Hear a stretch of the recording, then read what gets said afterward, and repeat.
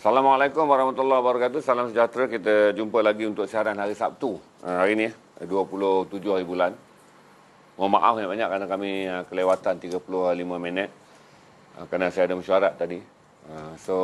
Tuan-tuan dan puan, share je. Kita akan petang tuan-tuan pernah nampak lah. Ini tie-dye. Kalau semalam kita menembak barangan terbaik dari gundi baseball, hari ini kita akan dapat tie-dye Thailand band untuk saudara pilih. Saya turunkan barang-barang ni.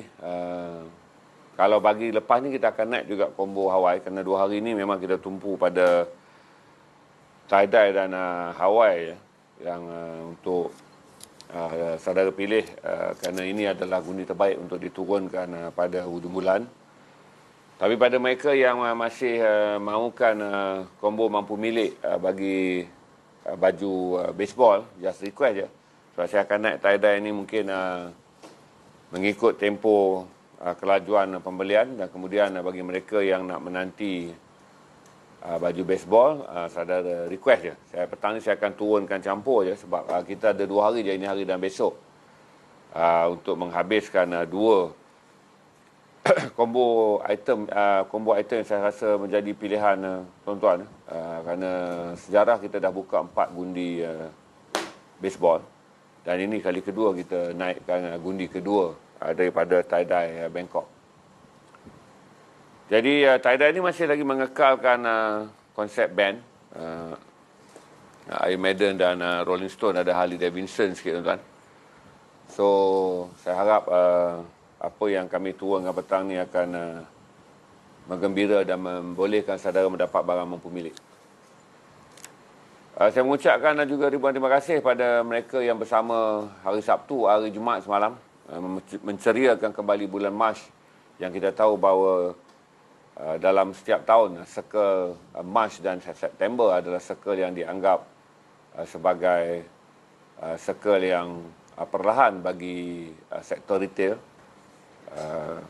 Jadi alhamdulillah lah ni, walau hujung Mac kita ada sedikit pergerakan positif bagi perniagaan, terutama kami yang menjalankan perniagaan stream secara online.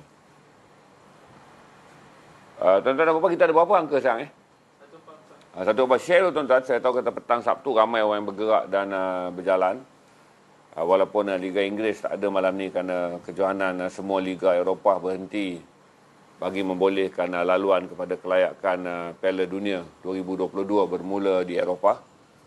Tapi share je, kerana malam ni juga malam ni kita akan ada istimewa, kerana kita ada Syahril Abdul Kadir, wartawan yang senior dalam bidang kepolisan. Jadi malam ni kita akan bincang banyak benda dari kacamata Syahril yang mempunyai begitu banyak akses dan sumber mengenai polis. Syahril akan datang berkongsi juga, kerana dia 25 tahun juga ketumpuan dan fokus kewartawanannya adalah mengenai dunia jenayah dan kepolisan.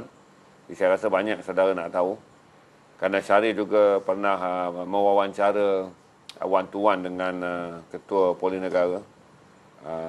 Dan saya bagi tahu kata wawancaranya yang paling berjaya, yang viral, mencapai lebih 300,000 tontonan dalam sekelip mata adalah wawancaranya dengan Tuan Nik Izani, bekas OCPD Petaling Jaya, yang dipindahkan sebagai Ketua Jabatan Siasatan Jenayah Selangor.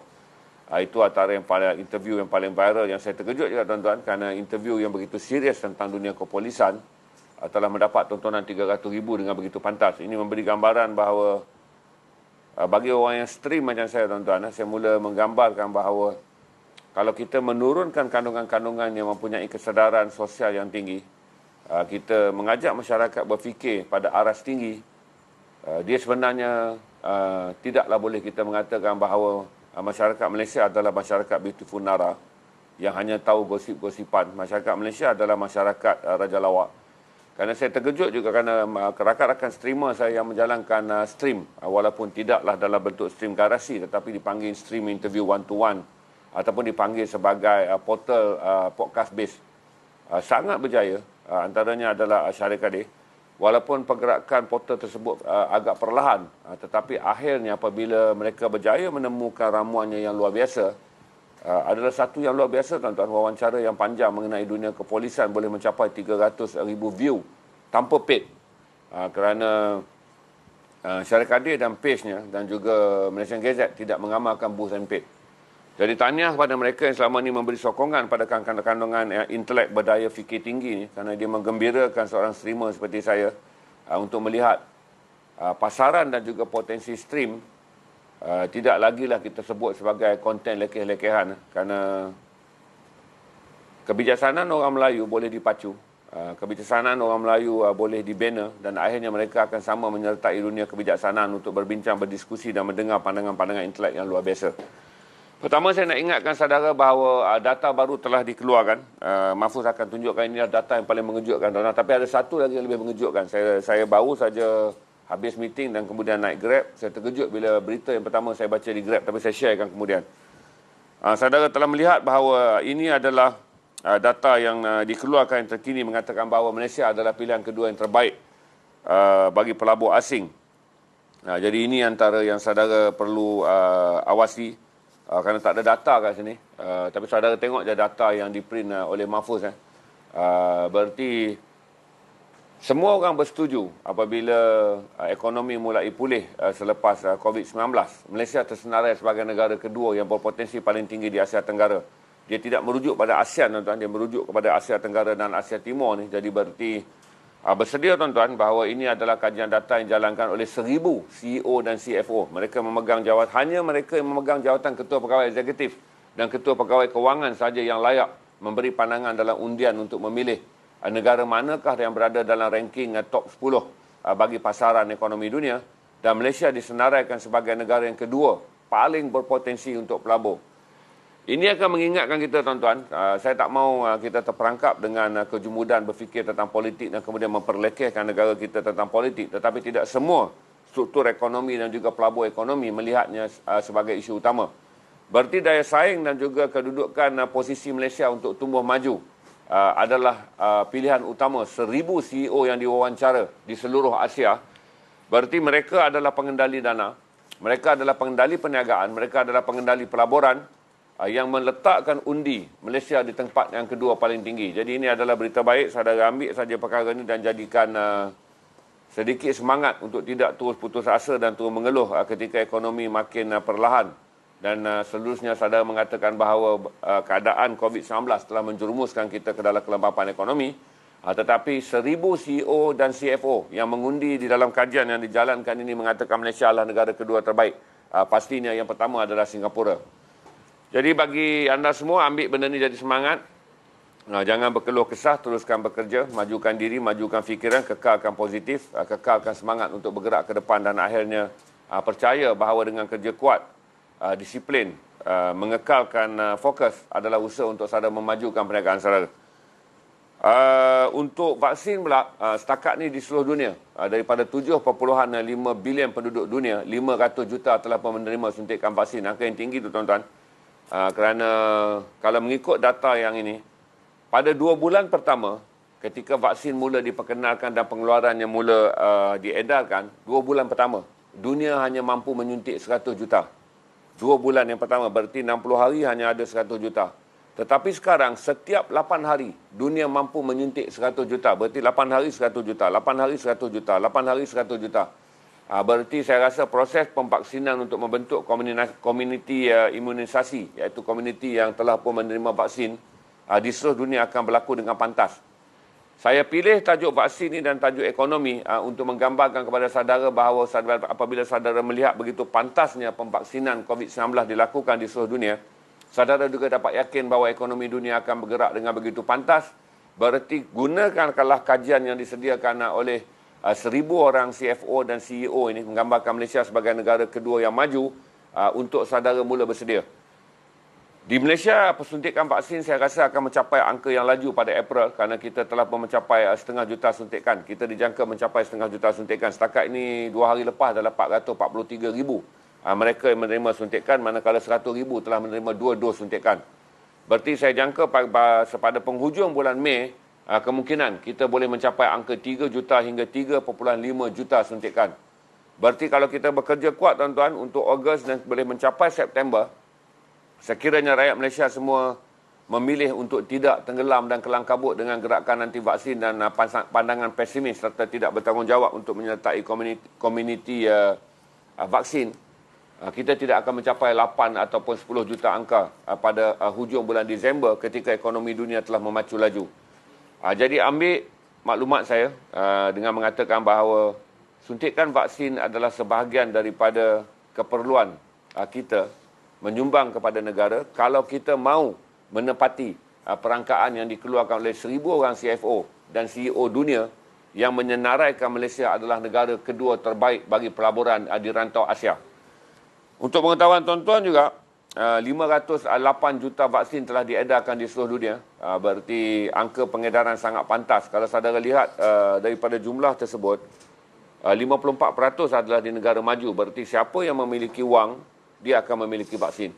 Kerana hanya 0.1% saja diedarkan di negara miskin. Untuk pengetahuan saudara, 9% penduduk dunia adalah mewakili negara miskin.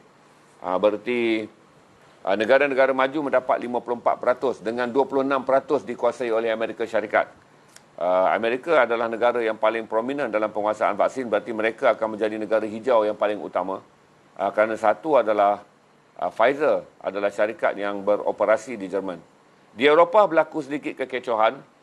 Selain walaupun Pfizer juga adalah rakan kongsinya adalah BioNTech dan keluaran Pfizer adalah di Belgium.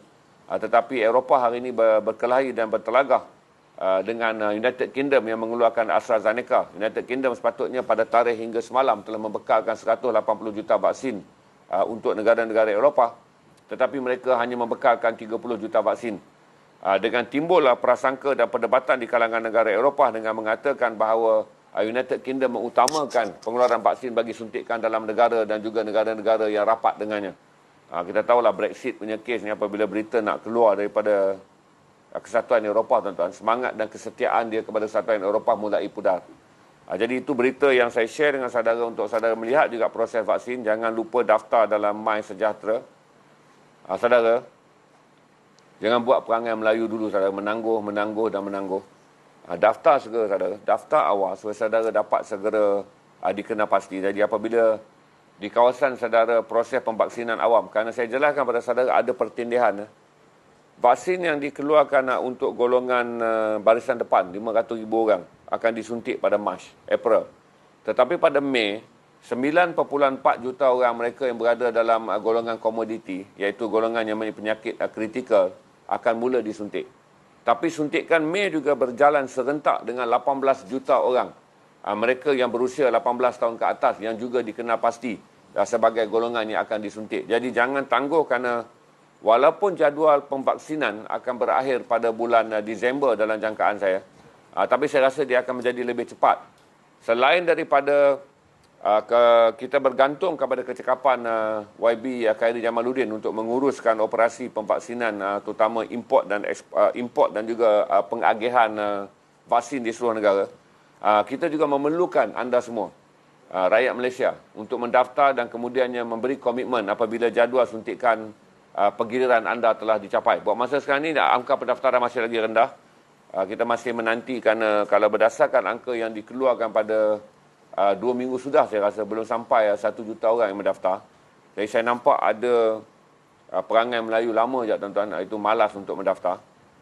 Jangan jadikan masalah seperti apa yang kita alami dalam pilihan raya, di mana hingga sekarang kita ada 4.4 juta pengundi yang setelah berusia 21 tahun ke atas tidak mendaftar sebagai pengundi. Jadi pastikan saudara daftar kerana iSejahtera berada di hujung jari saudara saja bila saudara menggunakan iPhone. Apabila saudara menggunakan handphone, jadi daftar dengan secepat mungkin. Kemudian bagi mereka yang menggunakan akaun terutamanya public bank, banyak orang telah mula kena scam dengan public bank ni. Rupanya adalah scammer. Scammer ini telah berjaya menembus peniruan ataupun membuat mirror seolah-olah saudara menerima SMS ataupun pesanan daripada Maybank untuk membuat pengemas kinian akaun anda. Dan akaun ini berjaya duplicate web original public bank. Jadi ramai yang telah tertipu. Jadi hati-hati saudara, terutama mereka yang menggunakan public bank. Dan saya percaya kalaulah hackers ini berjaya membuat mirror ataupun peniruan salinan asal, peniruan tapak asal website secara online ke atas bank public, mereka mungkin juga akan berjaya untuk membuat peniruan ke atas bank-bank yang lain. Jadi saudara berhati-hati kerana public bank telah pun kerana isu skema public bank telah pun berlaku dan disahkan oleh pihak polis dan telah ramai yang tertipu. Hati-hati untuk saudara tidak juga terbabit dengan bank-bank yang lain yang mungkin kemudiannya akan dirintis oleh kumpulan skema ini untuk tujuan peniruan. Itu saja untuk balik kampung. Saya beritahu pada saudara dah boleh bersedia dah. Saya tak fikir dengan R0 kita yang berada pada kadar 1.0 tahun ini dengan ucapan yang amat berhormat Perdana Menteri semalam. Saya tak fikir kata Ramadan dan juga Raya rentas sempadan akan dibenarkan. Saya akan menyertai kempen untuk mengatakan bahawa kalau boleh kerajaan jangan benarkan rentas sempadan sepanjang bulan Ramadan dan juga sambutan Hari Raya, bagi membolehkan kita mengawal kadar jangkitan yang sekarang masih lagi kekal pada paras yang tinggi, iaitu R0-nya adalah 1.0 dengan kadar jangkitan kekal pada 1,200 dan 1,500 sehari. Kalau kita benarkan tuan-tuan, saya fikir kata kita akan kembali menjadi berada dalam keadaan kritikal. Tumpuan pasokan perubatan untuk menjalankan suntikan vaksin COVID-19 akan terjejas kerana kekuatan juga terpaksa berpaling kepada sektor hospital untuk menerima kadar jangkitan yang tinggi, dan kita akan rasa pening kepala kerana ketika kita nak merancakkan suntikan vaksin, waktu itulah kita terpaksa membanyakkan pula hospital, membanyakkan kaki tangan barisan depan untuk menerima apa yang disebut sebagai kluster Aidilfitri. Jadi Indonesia telah mengumumkan lebih awal tuan-tuan, negara yang bijak dan cekap pengurusannya seperti Indonesia, dia telah memberitahu bahawa rentas sempadan tidak dibenarkan di Indonesia pada Aidilfitri. Berarti negara Islam yang terbesar di dunia dengan 200 lebih juta umat Islam atau mewakili 88% penduduk Islam di Indonesia telah menerima kabar yang jelas dan nyata bahawa rentas sempadan tidak dibenarkan oleh Indonesia. Saya harap Malaysia juga mengumumkan dengan segera kita tidak membenarkan rentas sempadan, rentas negeri, tetapi boleh saja bertolak ansur untuk menjalankan bazar Ramadan dan juga bazar Aidilfitri bagi membolehkan peniaga-peniaga dan penjaja kecil untuk terus mengekalkan pendapatan ekonomi mereka berdasarkan perniagaan radius regional. Jadi ramai orang akan marah tak boleh rentas raya ni tuan-tuan. Tapi tak payahlah duk fikir tentang saudara nak beraya, sakan nak beraya. Tetapi akhirnya negara menanggung padah dan kegilaan beratus-ratus ribu orang nak beraya ni akan menimbulkan bencana kepada berjuta-juta orang yang selama ini telah berjuang dan telah berusaha untuk memastikan angka jangkitan menurun. Walaupun dah setahun, tetapi kita tahu bahawa kita memerlu lebih kurang lagi setahun untuk memastikan apabila pembentukan komuniti bebas, komuniti imunisasi, iaitu komuniti vaksin ni, akan membantu memacu negara kita menjadi negara hijau dan akhirnya kita boleh menyertai masyarakat dunia apabila ekonomi mula bangkit dengan rancak pada September nanti. Itu saja yang saya share dengan saudara.